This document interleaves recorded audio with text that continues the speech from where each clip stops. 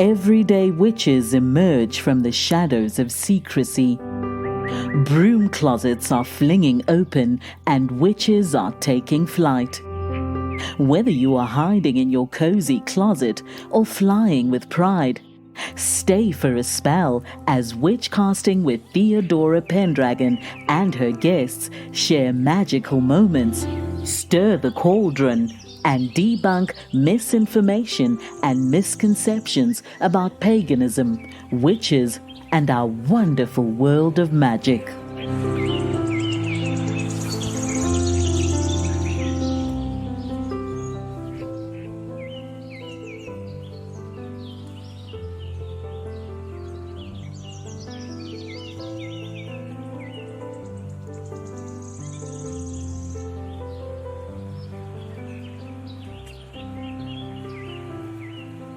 We're here for another episode, and my special guest is very interesting.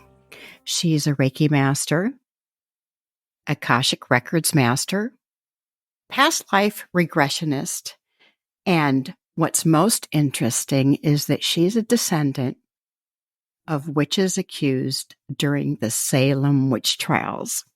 Welcome, Nina. Hi, it's so great to be here. Thank you so much for having me. You just might be more interesting than many of the people I've had on my show, although everybody's interesting. Well, I hope so. Where would you like to start? I suppose at the beginning. That's always good. Right.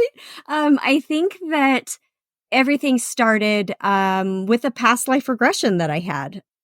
And then it just kind of spiraled and it was crazy. Tell us about the past life regression. Sure. So I was, a client of mine had actually recommended that I start bringing past life regression to my practice. And as someone who had never done that before, even though I was intrigued, I was like, all right, well, I should probably experience it myself before I try to learn how to do this stuff.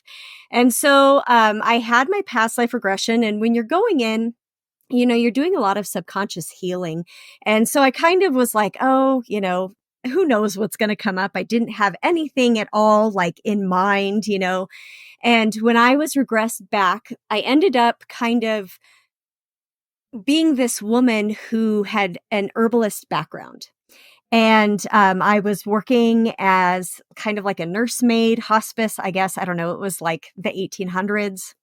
And I would use my skills in herbalism, which had been passed down through my family, to just help people. And my life was fairly normal. I mean, there wasn't anything, strange or odd about it. And I got married and my husband was a doctor. And so we kind of would work together.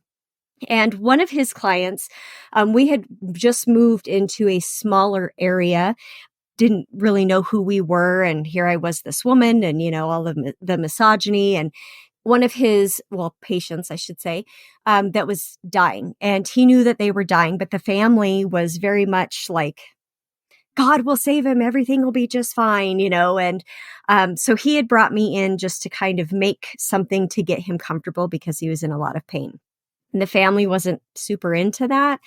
And it just so happened that the day that I had gone and just had made him some sort of a tea to drink, he died. And they were very religious people and they did not like me. And at that point, I was accused of murder. Now, was it witchcraft? No, but that's certainly what they had called me. So when I came out of my past life regression, and I was talking to the people that had done this for me, they were like, oh my God, you're a witch. You're a witch. And I was so offended because I was like, no, I was an herbalist. I was an herbalist. This was, and I was like, why?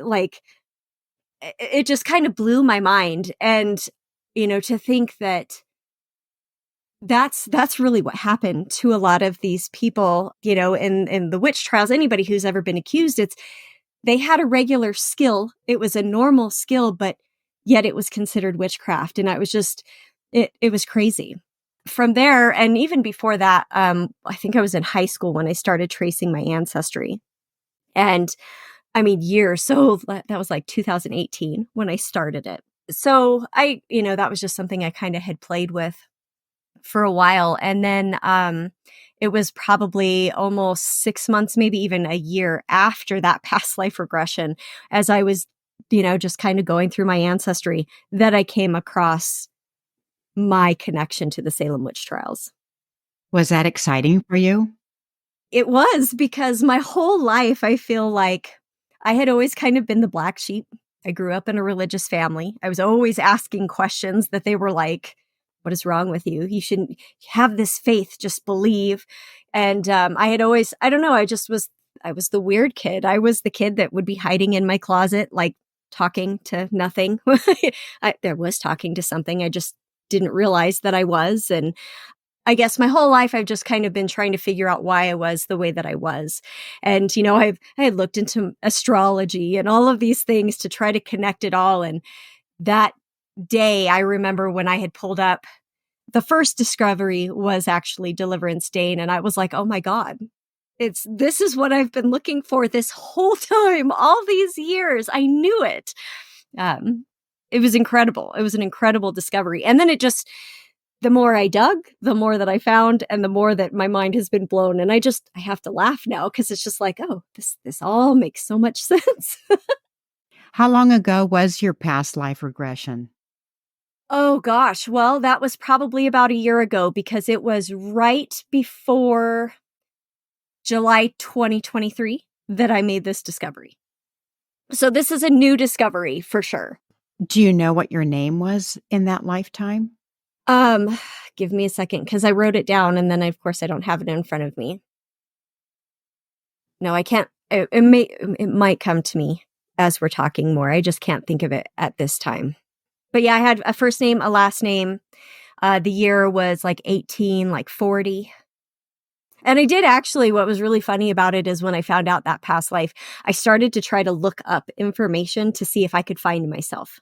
And I can't. I can find people with that name, but I can't find information about myself for that period of time. And that's when at first I had thought, maybe because I was looking, well, was I like a persecuted witch? Was that what I was coming up with? And then I kind of realized, I don't think that that's what it was. I think that it was just murder is what they had hung me for. And that's probably why it's so insignificant, because, of that. Would you like to talk about Mother Leeds? Yes.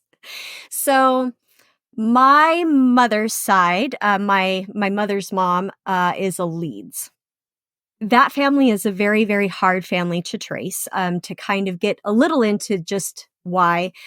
My great-grandparents divorced, and then after they divorced, my grandfather, the Leeds side, had kind of just went off and wasn't a part of our family's life. And my grandmother has passed. I don't know a whole lot about her, so I'm trying to go off of information that my mom has told me. My mom doesn't have a whole lot of that information.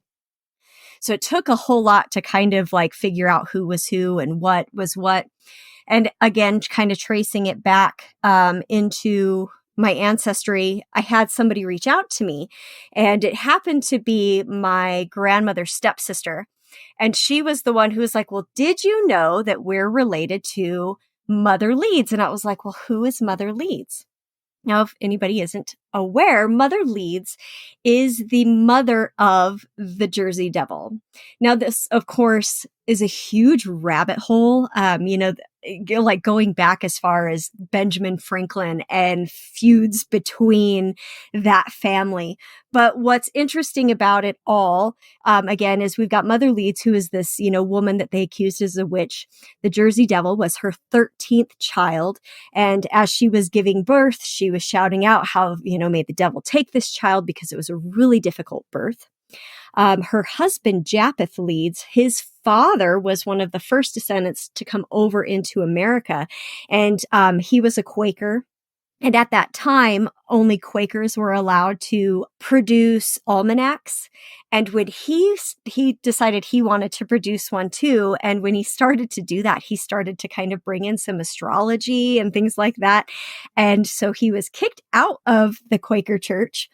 And they had obviously major issues because he's bringing in astrology and all of this stuff. And so they dubbed him the devil's harbinger. So that whole side is just insanely just kind of crazy. But that makes Mother Leeds my 9th great grandmother, which I think is really interesting to, this whole thing. And I giggle when I, say, well, that makes the Jersey Devil like my uncle. That's interesting. Okay. I'm not familiar with the Jersey Devil, and some of the listeners may not be familiar with who that is. Can you tell us about the Jersey Devil? Sure. So the Jersey Devil is located, so he is this cryptic creature, part I believe it's like part horse, part dog. I know when I've looked up pictures of him, it's got like a horse head and wings and hooves and walks and flies, and I guess just kind of terrorizes that area of Point.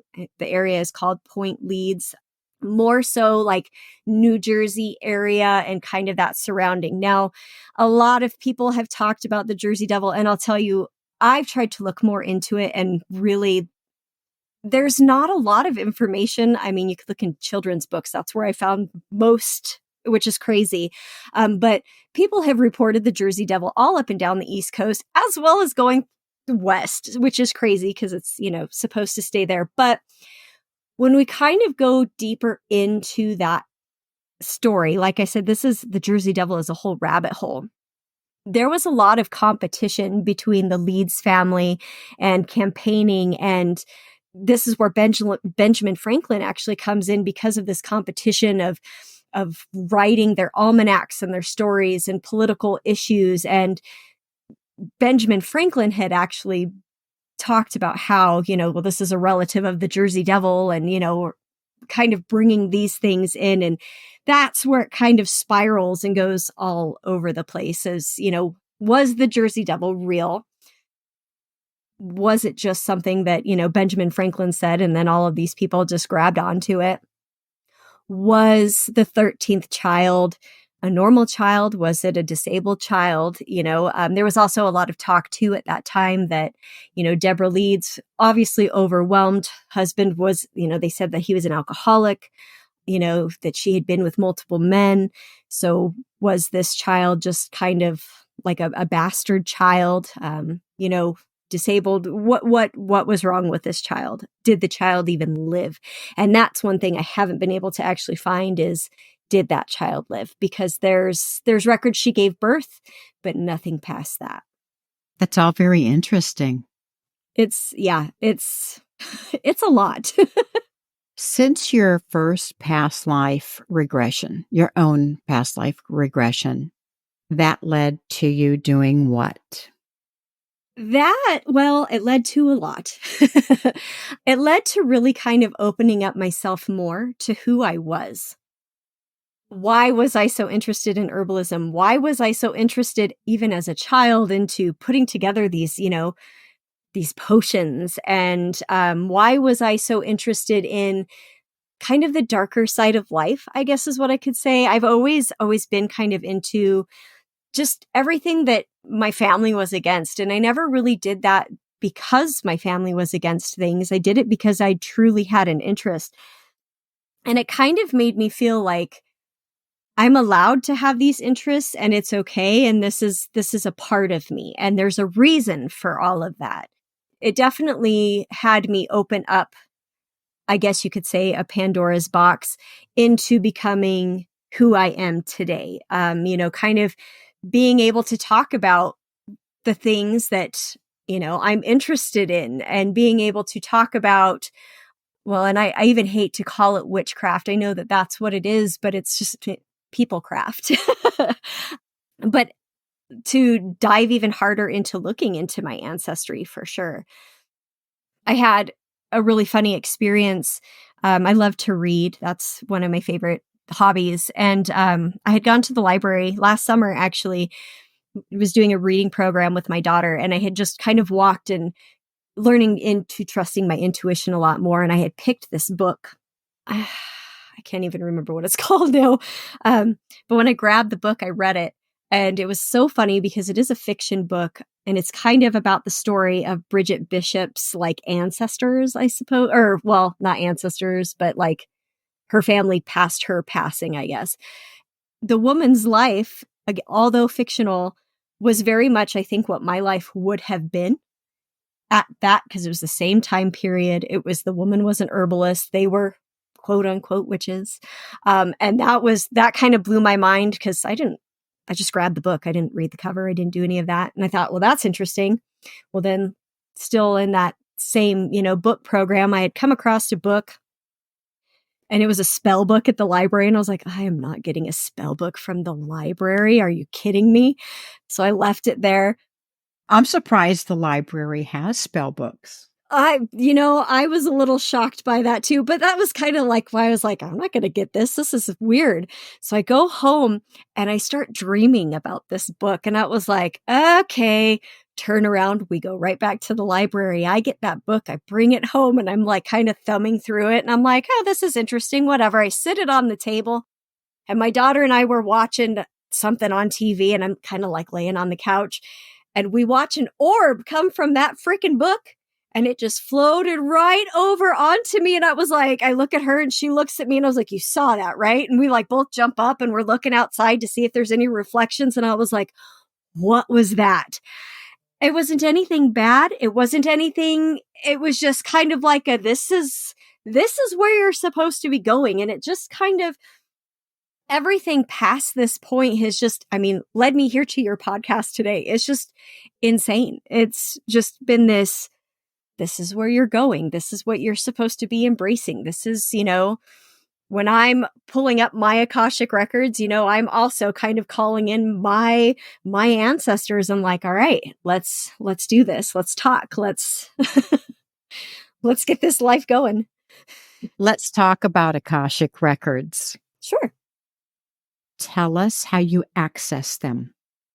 So for me, the way that I was taught to access them was I kind of go through, well, I guess it's a quick access for me, but I kind of start it by doing this tapping process just to kind of open up those energy centers. And once I do it, I kind of get into this meditative state where I'm seeing myself kind of, deepen into, I don't know, my state. The way that I visualize it is I'm kind of walking down the staircase, and then I come to this door, and I open the door, and there's this large, beautiful garden. And I walk through this garden, and I come up to this beautiful castle, and I knock on the door. And when I do that, my guardian opens that door, and I ask for that. If I'm allowed to enter, that's the very first thing I do. I always hold that respect there. Once I do that, then I just kind of ask whatever it is that I am looking for, or whatever like my client is looking for. It's usually how questions, what questions. I don't ever ask time, because there is no time in the Akashic records. For me, I'm taken to a door. And I always kind of look at that door. I want to look at the colors, what the handles, the everything, because that could hold significance, I think. So I always like to pay attention to that. And then I open that door. And sometimes when I'm there, I can see a scene in front of me, and it's playing out. Sometimes I'm a person in that scene, so it's playing out for me. Sometimes then I think some of my other stuff kind of kicks in, where I'm seeing words, I'm hearing things, kind of getting that other guidance. I know Edward Casey was like totally against putting together psychic gifts and using the Akashic records all together, or not. I'm sorry, I messed that up. I think we might have to switch that. And I can't even, am I even saying his name? Edgar Casey, right? He used his psychic abilities and the Akashic records to kind of come up with the stuff that he had done. My instructor was actually the person who is against using both of those. He thinks you should use them separately. But for me, it's kind of a all-encompassing thing. It's kind of hard to separate it for myself. So I just kind of go with everything that's coming to me, and then I present that to either it's myself or to my clients. And then I just try to follow through with whatever it is that I've learned through the records. Have you been wanting to ride your broom like you stole it, rather than hiding in the shadows? Theodora Pendragon is here to help your magic shine, whether you want to show the world your subtle sparkle, or you really want to light your fire. Visit Theodora's online store at witchcasting.shop. That's witchcasting.shop. Remember, there's never been a better time to be a witch. How do you know whose records you're accessing? Could they be yours, your clients? How do you know the difference? So when I'm accessing them for a client, I specifically, well, first I ask their permission to gain their access. And when I get to my guide, I ask for permission to access their records. And then it kind of works really weird because then their guide steps forward. And then I ask again their permission to access their records. And then they'll give me permission to access. So it kind of puts this nice little separation there of what belongs to them and what belongs to me. With Akashic records and past life regression, how can people heal from knowing this information about themselves? Both of them work great in healing blocks. Both of them work great in knowing how to heal, right? So if you're going in and let's just say your question is, why are you broke? Whether it's Akashic records or past life regression, because Akashic records, we can access past lives through those as well. You know, you can see, first of all, why in a past life you were, you know, why didn't you have money? Maybe you were a monk and you gave up all material items. So, you know, you can learn why that's carrying into this life. We can learn how to heal that. You know, we heal that residual energy that's hanging on. We are breaking any promises, contracts, or vows that have passed on. You know, we're able to just kind of let go of that. And that kind of works for people as well. You know, we're cutting cords. So anything that's affecting you from that past life that's being brought into this past life, we are in every way, shape, or form healing that. So like I said, healing those blocks, removing residual energy, cutting any cords, getting rid of contracts, promises, or vows, and then moving forward. I also like to ask my clients to, like, if there's something that they can feel in their body, because that's usually, even when after we've done all of that, where they're holding it. So then we also kind of go into that as well. And that's when I kind of pull out the Reiki. I like to use that energy work too, because I mean, shoot, just put it all together. Let's get rid of it and remove it so we can move on and live a better life. A nice thing about it too, like, specifically Akashic records, is you can straight up ask, what is it that I need to do to heal this? And then, you know, your guides step forward and it shows you. And it's really kind of funny because the majority of the clients that I've had that have had this experience in asking this, like nature is like always that answer. Like, are you getting out of nature? Why aren't you walking barefoot outside? Like, that is the biggest cure to a lot of things that people are suffering from, and they're missing that tremendously. How often would you recommend accessing your own Akashic records? Like, if a client comes to you and wants to know about their Akashic records, what do you recommend as far as how often they do that? Does it matter? I don't think it really matters. I think it also depends on what they're looking for, right? So if they're doing some big healing, it might take a minute. So obviously you're not going to want to kind of, I'm working on healing this, and now I want to heal this and this and this. And the next thing you know, you've got this, you know, Big Mac size sandwich, and then you get overwhelmed. So if you're looking for that kind of stuff, I would kind of like slow it down a little bit and let's focus on this one purpose and get it completely taken care of and in a good spot before we move forward. But I also have a lot of clients that come to me like, okay, this is what I need next for my business. What is it? You know, how do I move forward from here? What is it that we're doing?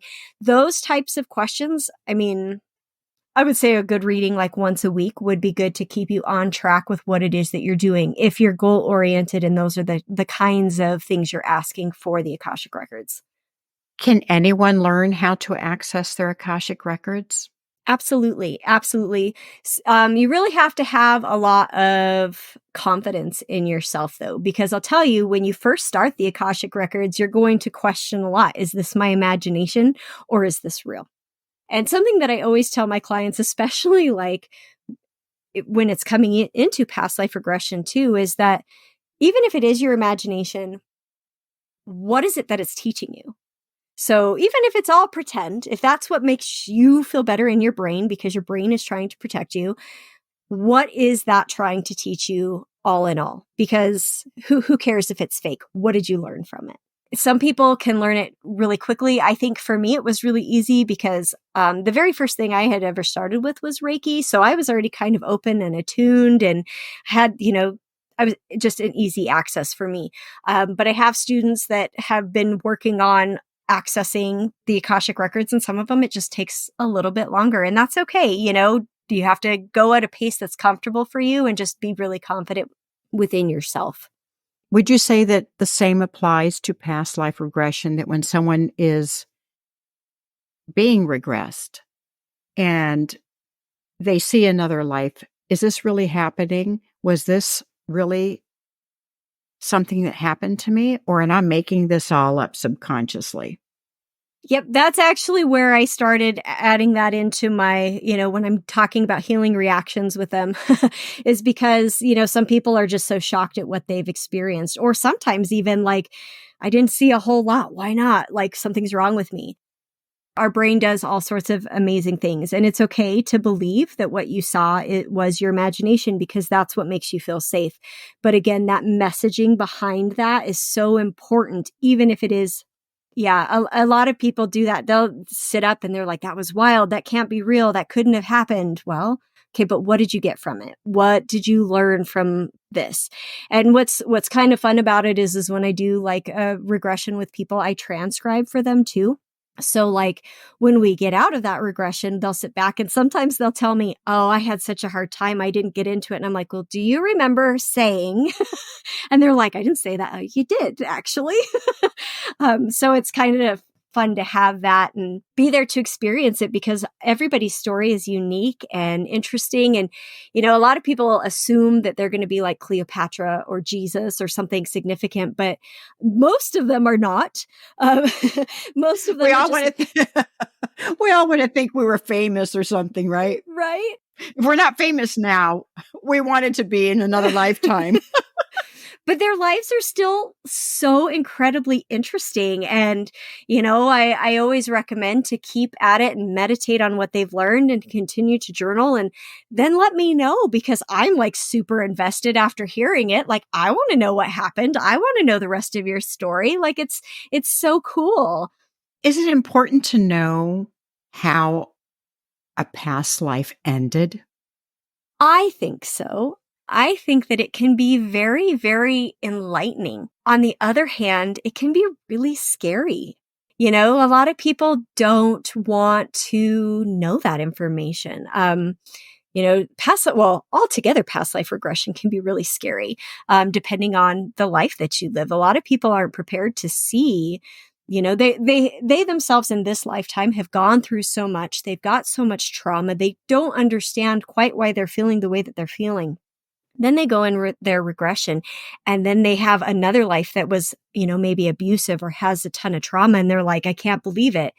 Well, this is part of the reason why this stuff, we've got this karmic cycle that's going, and we're healing that karmic cycle when we're in that past life regression, so that we can create better behaviors and patterns and attitudes and all of that in this lifetime. I think it's important.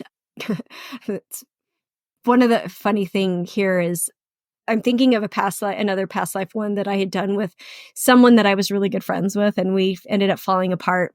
And I was talking to another practitioner, and she was like, you need to do like a heavy cord cutting. Like, you guys have major past life stuff. And I was like, all right.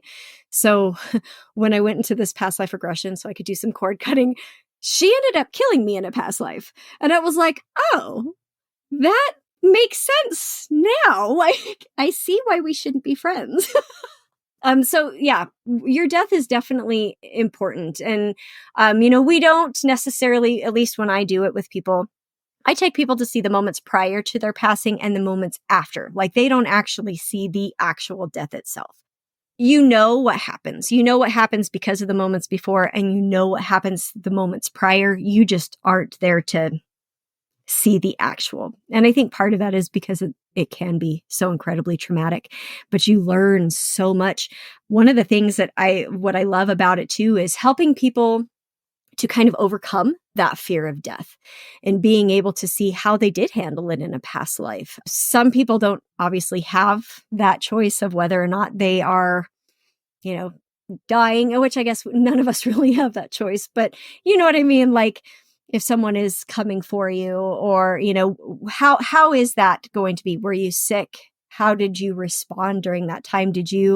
Were you strong till the end? Did you fight till the end? Were you, in mine, when I was hung, I watched my husband from across the way. And the whole time I kept telling myself, I have to be strong for him because he's not going to make it through my death.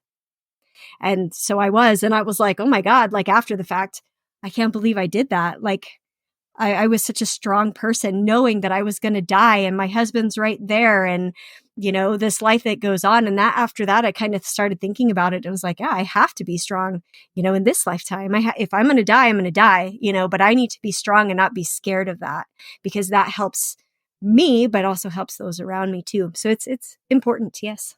I did a past life regression a few months ago, and I had died in a barn fire. Oh. And when I was experiencing that, the only thing I could think of was saving the animals in the barn. But to my surprise, all of a sudden everything was over and I didn't feel, it's not like I felt any burning. It was just I knew I was gone. I felt nothing.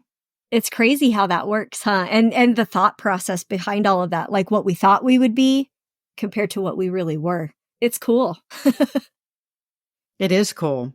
I think we're all interested in knowing, how did I die before? Who did I know in that lifetime who's in my life now?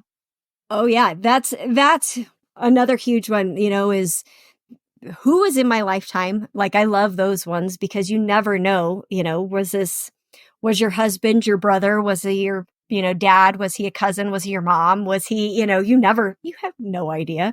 And the death too, for sure. I mean, that's another thing with fears too, in knowing your death, people who can swim really well, but still have a fear of drowning.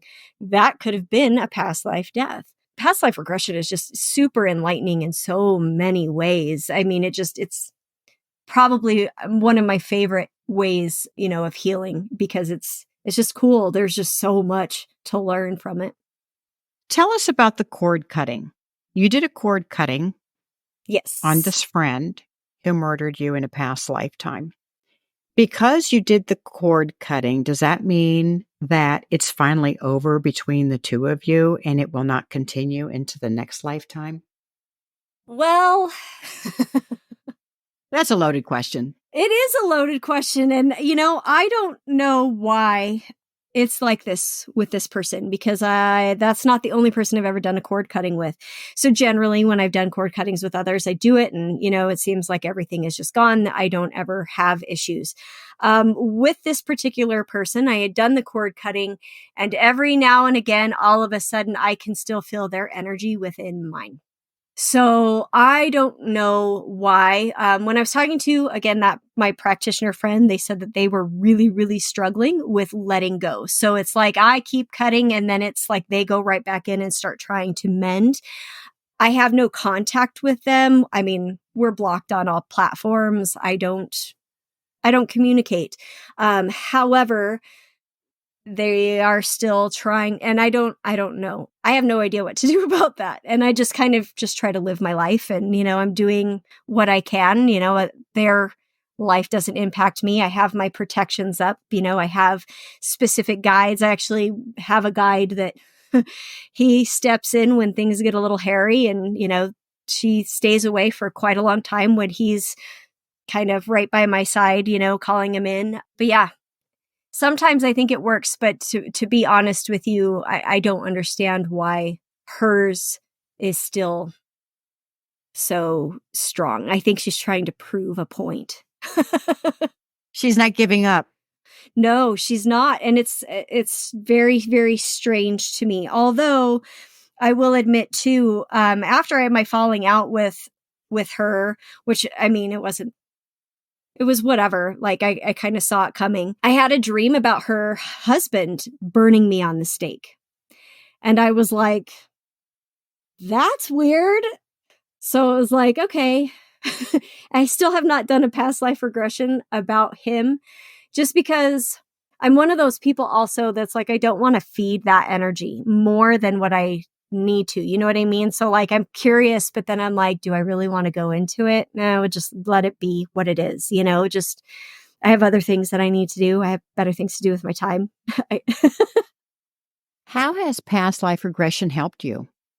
Oh man. So first of all, just being able to connect myself with so many different things, when it comes to living my life, depending on people, wanting to become a more independent person, stepping out of that fear of death, knowing that I can, again, that confidence, that's really helps with confidence and independence. That's been huge.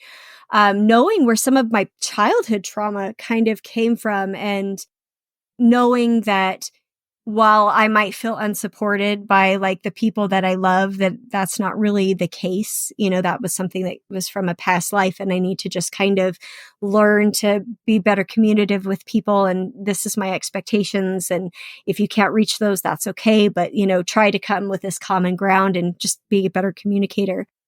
Trusting myself has been huge. And of course, anytime something really weird comes up that I'm like, I'm triggered, why?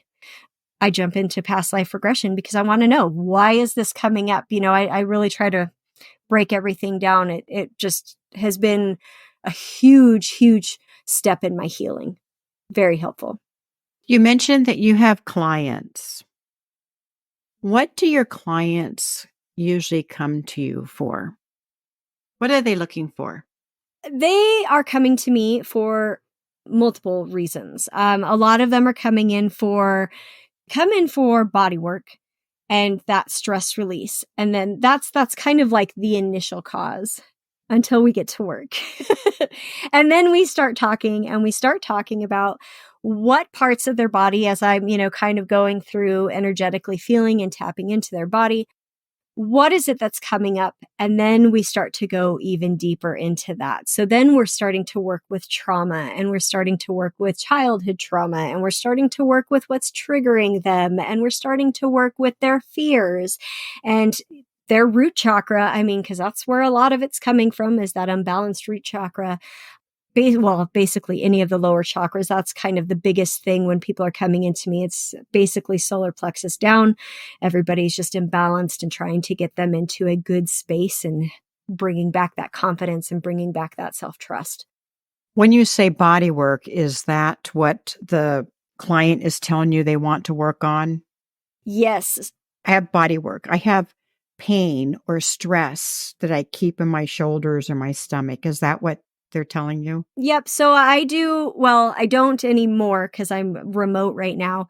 But I was doing, it's called Hunakana. I mixed Hunakana and Reiki together and I called it integrative energy bodywork. And so it works kind of like a massage, not deep tissue, but kind of like a massage where we are basically using spiral motions to move that energy up and out of the body.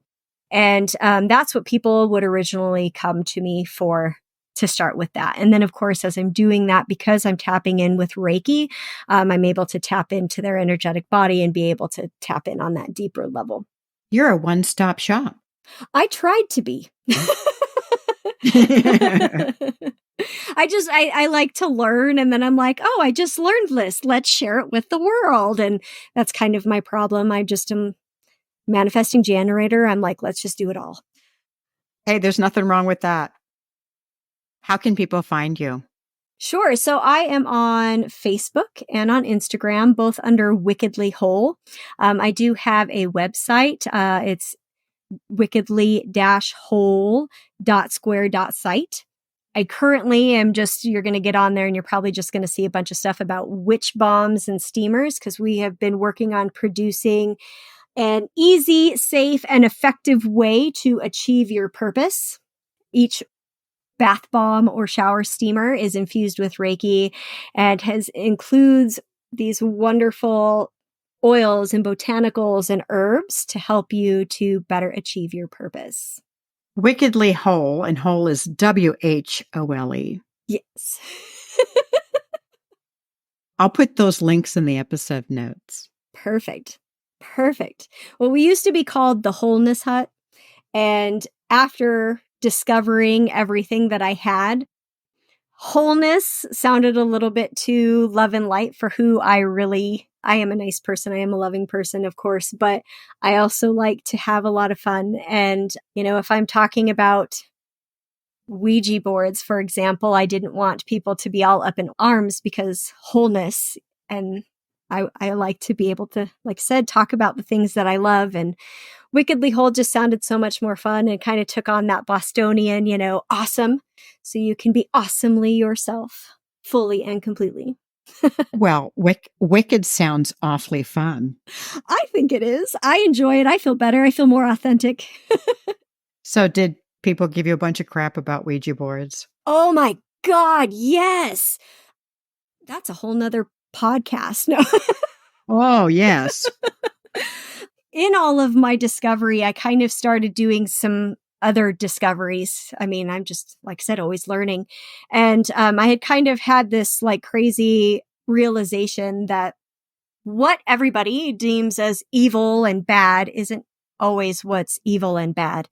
And then I had kind of just realized that, Ouija boards, talking boards, divination boards are just another means of communication. So, if you're using tarot and oracle and you're scrying or using your pendulums or whatever it is that you're using, and then you're talking crap about the Ouija board, I mean, it's pointless. You're doing the same thing. It's all the same. So that's kind of where I started coming from. Do I use Ouija boards? I don't. I mean, I have a cute little one that I made, myself, but I don't prefer a Ouija board. I prefer my oracle cards. I prefer my divination rods. I use, other means, but there's nothing wrong with using a Ouija board.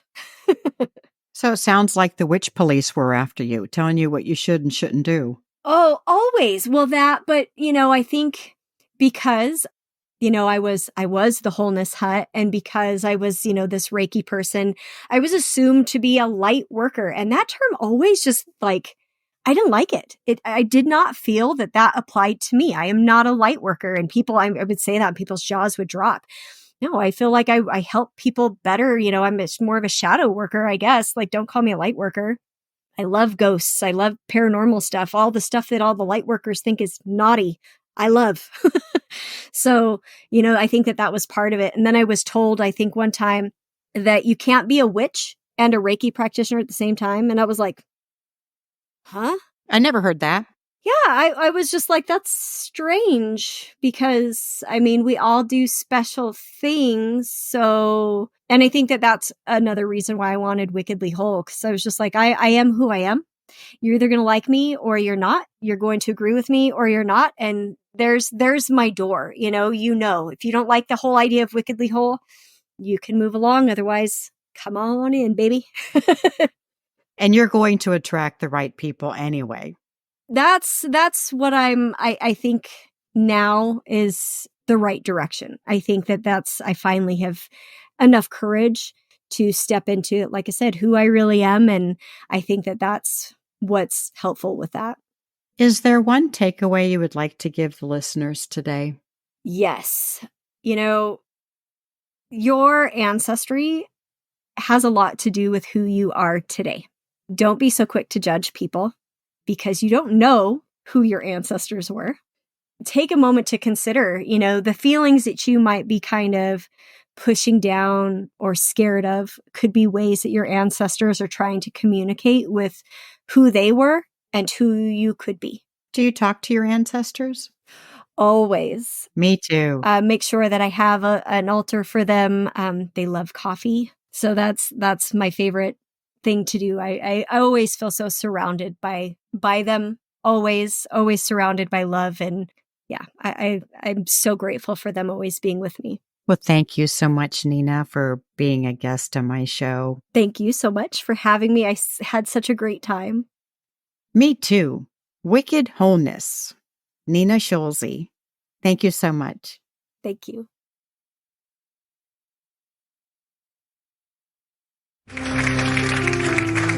Thank you for joining us for Witchcasting with Theodora Pendragon. Have a burning question or have a topic you'd love Theodora and her guests to discuss on the show? Contact her through Instagram at Theodora Pendragon. If you enjoyed this episode, make sure to subscribe so you don't miss the next one. And help us spread the word by leaving us a rating and review and sharing it with your friends. See you next time, and may your magic always shine.